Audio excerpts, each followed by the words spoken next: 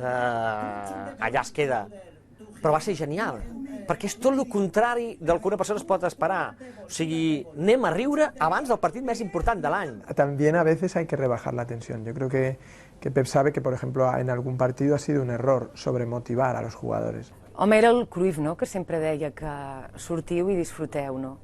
Jo penso que, en el fons, és treure transcendència i intentar també relativitzar-ho una mica, perquè si no... Ens va regalar riure, però riure, hi havia gent que plorava de riure, perquè va fer una sèrie d'imitacions, una sèrie de treure-li la pressió. Allà va ser al revés, va dir, escolta'm, en el moment més difícil nosaltres estem aquí.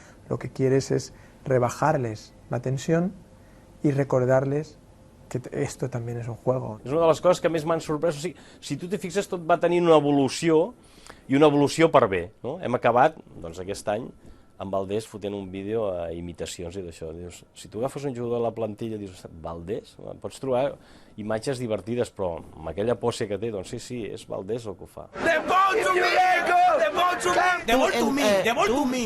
Hoc inglès! De vol to me, Ego! De vol to me! Bueno, això són vídeos interns, això són confidencials.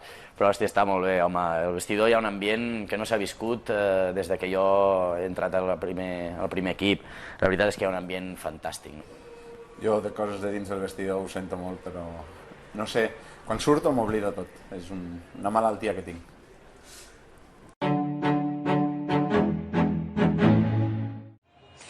2 días después todavía colea el último enfrentamiento entre Barça y Real Madrid. La tensión generada entre las partes fue máxima y discursos incendiarios como el de Guardiola al referirse, recordarán, a los medios de comunicación madrileños como Central Lechera, bueno, pues no han pasado desapercibidos. Como muestra, en Canaletas, algunos incontrolados atacaron el hotel donde estaban alojados los medios madrileños la noche del martes. Es solo uno de los ejemplos de seguimiento de la línea editorial del técnico barcelonista. No és just, no em facis parlar, no és correcte, no és esportiu, no és normal, no és maco, no és instructiu, no és no en tots els sentits.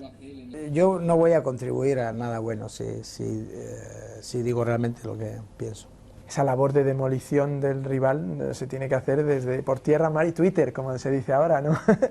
Seguro que Guardiola negará haber inducido el ataque contra el hotel de los periodistas en Canaletas, pese a haber estigmatizado a los mismos públicamente días antes. Pues si Pepe es instigador, bueno, ya está, puntos suspensivos. Si desestabilitzen una mica el Pep mentalment, el fan més fràgil. I per tant, si aconseguim convertir a Guardiola en vulnerable, és una manera d'assegurar-nos la destrucció del barcelonisme. Ells realment s'ho creuen? No caigamos en eso. Y creo que Pep no debe caer tampoco. Ya sabemos, por fin, después de 4 años, quién es Pep Guardiola. O sigui, no has de deixar que t'afecti, perquè és que si t'afecta, això no té cap sentit. Al único equipo que se le ha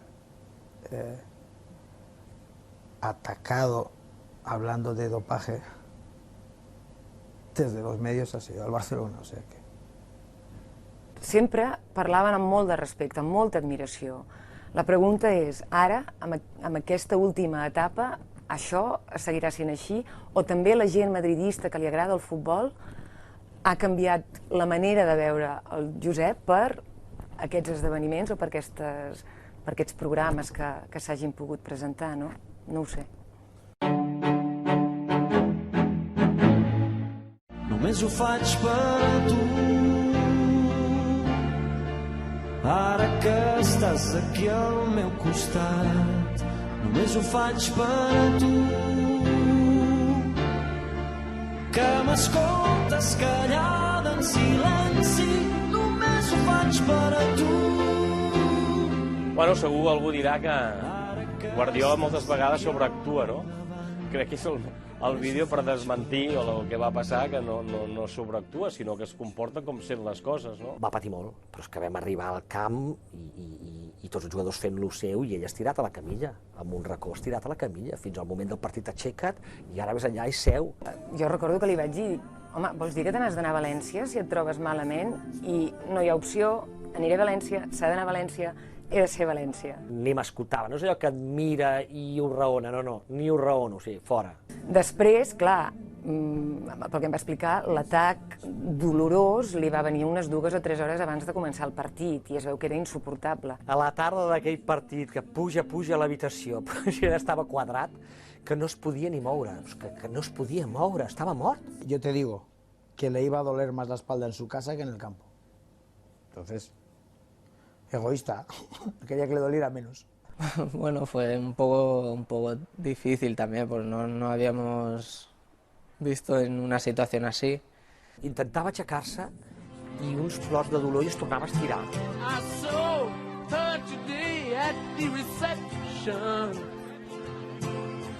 Jo crec que ho va fer pels jugadors. És el seu equip, són els seus nens, és el seu club, és el seu partit. Just li passa això amb ell, que és ja casualitat. Vaig estar com 15 dies també amb un mal d'esquena, jo no sé d'on venia, però que dic, hosti, a veure si això ja serà... Sí, estava molt tieso, la veritat.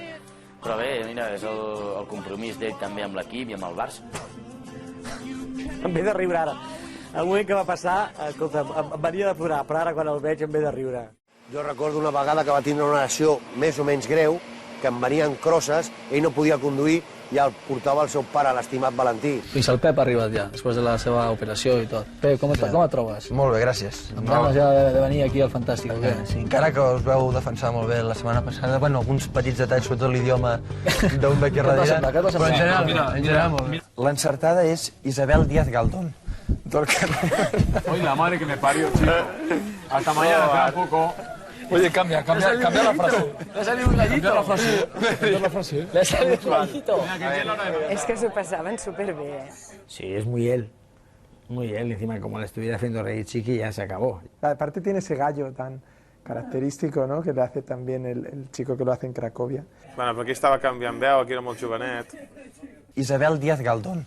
Oye, la madre que me parió. Cambia la frase. Le ha salido un gallito. El gall del Guardiola sortia, no? Hi havia imatges del gall que trencava la veu. Ara va amb aquesta ampolleta d'aigua i de tant en tant va glopejant i és més difícil que se li trenqui la veu. Però coneixent-lo, segurament, si ara veiés cada setmana 5 del seu equip fent el programa, que en el fons és simpàtic i bo, arrossaria el nas. Intentar divertirse en todo lo que haces y que alguien se ría.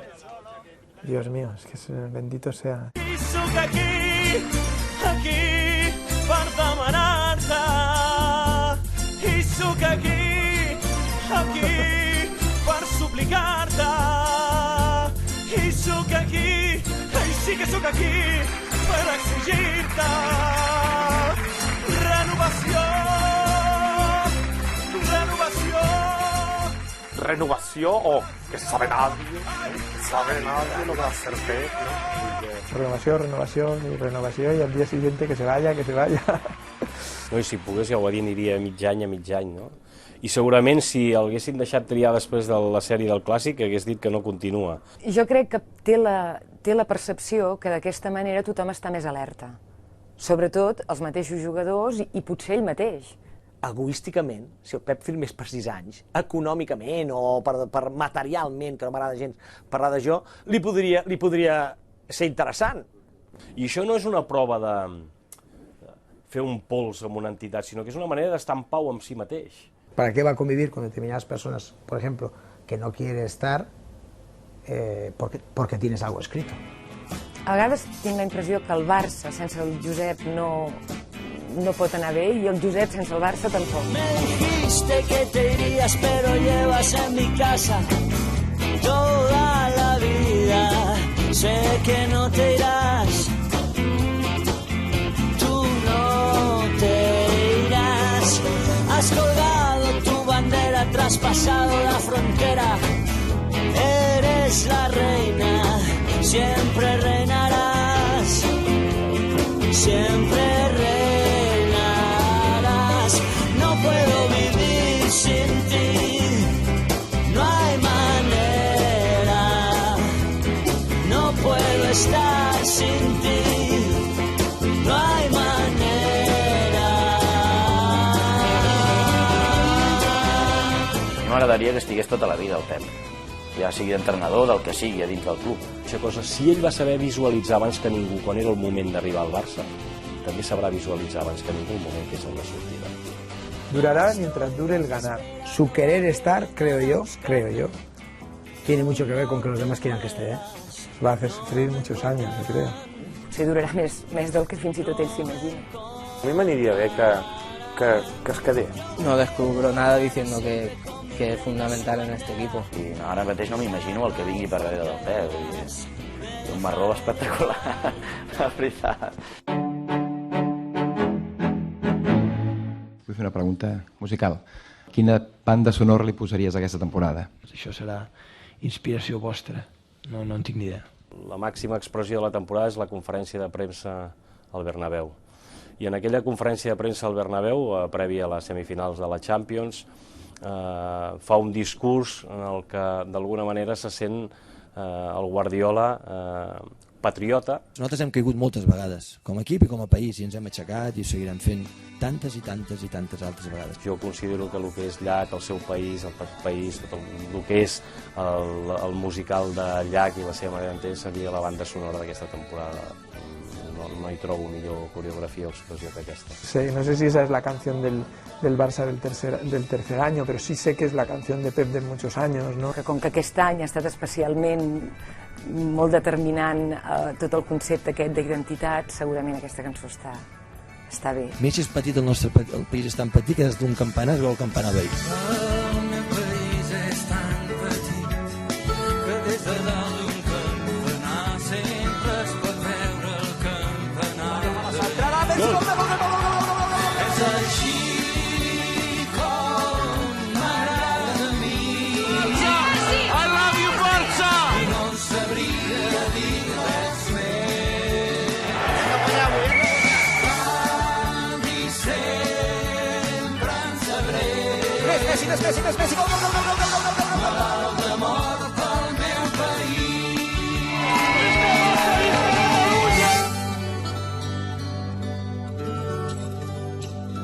Imagina si és petit.